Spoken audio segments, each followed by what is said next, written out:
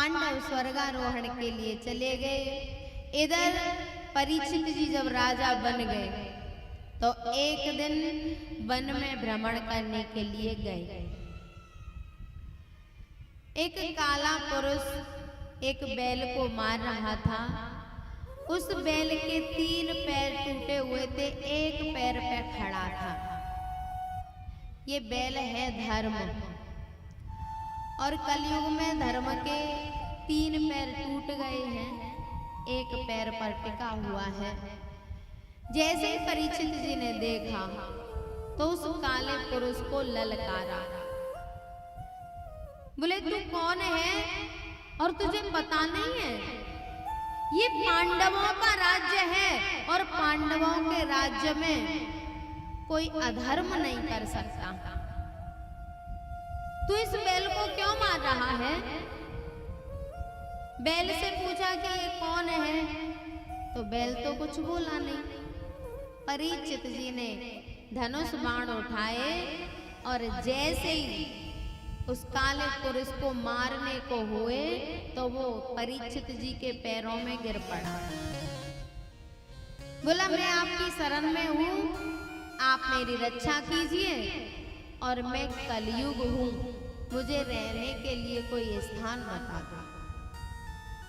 परीक्षित जी ने सोचा कि ये मेरी शरण में आया है और जो शरण में आए हुए को त्याग कर देते हैं उनको बहुत बड़ा पाप लगता है। परीक्षित जी ने 4 स्थान बताए। द्यूतम पानम स्त्रिय शूना यत्रा धर्माश्चतुर्वेदः। बोले तुम 4 जगह पे रहो। कौन सी? द्यूतम, जहां पर जुआ होता हो वहां पर आप रहो। पानम, जहां मदिरा पी जाती हो वहां पर रहो।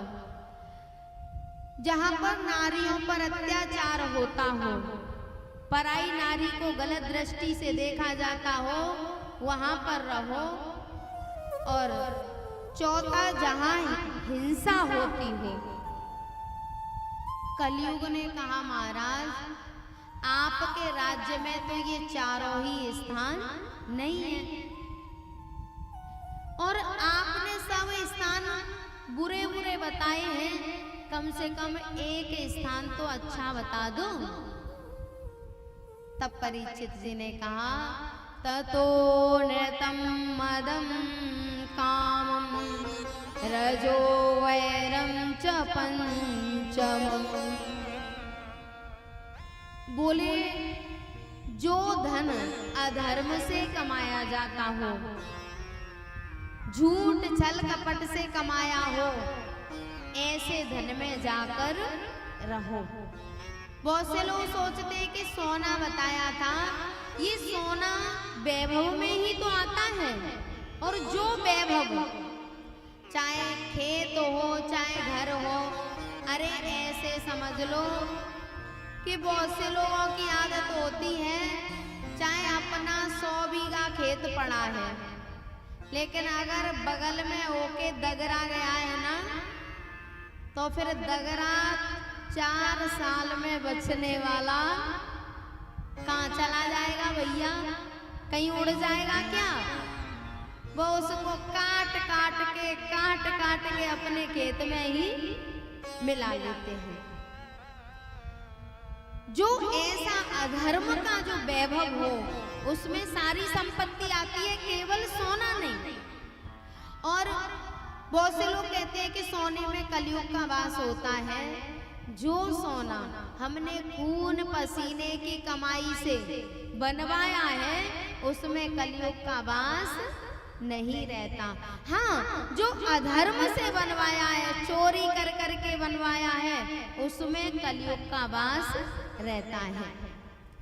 एक गांव में एक मैया रहती, तो उसके यहाँ पशुपालन होता था। जब शाम को दूधिया आता दूध लेने, तो उसका पति तो ईमानदार था, भक्त था, वो तो जैसा दूध निकालता वैसा ही दे देता। और वो नारी कहती कि ऐसे ईमानदारी से बच्चे पलने वाले नहीं हैं, कुछ तो बच्चों के लिए करना पड़ेगा। ऐसे ईमानदारी में रहे तो हमारे बच्चे पल गए। तो वो तो ईमानदारी से ही करता, लेकिन जैसे ही उसका दांव पड़ जाता तो वो दूध में पानी मिला देती। और फिर कुछ दिन तो बात चली, फिर उसने कहा कि अब दूधिया को दूध मैं दिया करूंगी। बोले बढ़िया भैया तू दे। अब वो रोजाना दूधिया के दूध में पानी मिला के दे दे। उसने धीरे धीरे, जब पैसे आते ना दूधिया पैसे, तो जो दूध के पैसे थे उनको तो उसका पति लेता, और जो पानी के पैसे थे उनको पत्नी लेती, क्योंकि भाई उसने मेहनत की है। उसने पैसे इकट्ठे कर करके, नाक के लिए एक फूल आता है ना, अब तुम्हारे यहाँ क्या कहते हैं मुझे नहीं पता, पहले बूढ़ी बड़ी मैया पहनती थी छाते जैसा, जैसे बारिश का छाता होता है ना, इतना बड़ा होता था, पूरी नाक ढक जाती। तो उस मैया ने उस पानी के पैसे से वो बनवा लिया। उसने एक दिन अपने पति से कहा, बोले सब लोग गंगा जी नहाने जा रहे हैं, हम भी चलें? उसने कहा बढ़िया बात है, ये तो चलो। सो गंगा जी नहाने गए दोनों पति पत्नी। अब पति तो किनारे पे नहा रहा और पत्नी थोड़ी सी अंदर चली गई, और ऐसी थी थोड़ी मनमानी करने वाली, अपने पति की बात नहीं मानती। तो पति तो बाहर नहा रहा, उससे भी कह रहा कि यहाँ बाहर ही नहा ले, पर जिस बात की पति कह देता उससे उल्टी चलती थी। तो पति ने कहा कि इधर ही नहा ले, तो और ज्यादा अंदर गई।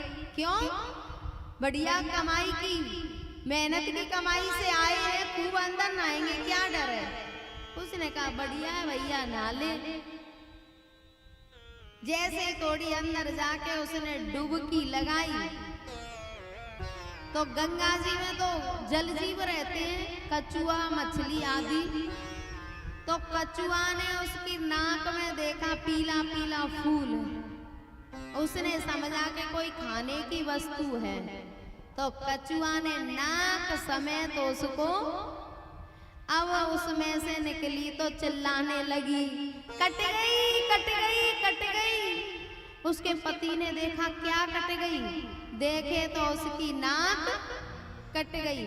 तब उसके पति ने कहा, पानी को धन पानी में, नाक गई बेईमानी में। पानी को धन पानी में, नाक गई बेईमानी में। जो मैया दूधिया के दूध में पानी मिलाती हो, वो सतर्क हो जाना। पानी से जो धन आएगा वो तो पानी में जाएगा, पर नाक ब्याज में कट जाएगी। पानी को धन पानी में, नाक गई बेईमानी में। पानी को धन पानी में, नाक गई बेईमानी में। पानी को धन पानी में, नाक गई बेईमानी में। पानी को धन पानी में, नाक गई बेईमानी में। तो प्यारे, जो धन हम छल कपट झूठ से कमाते हैं,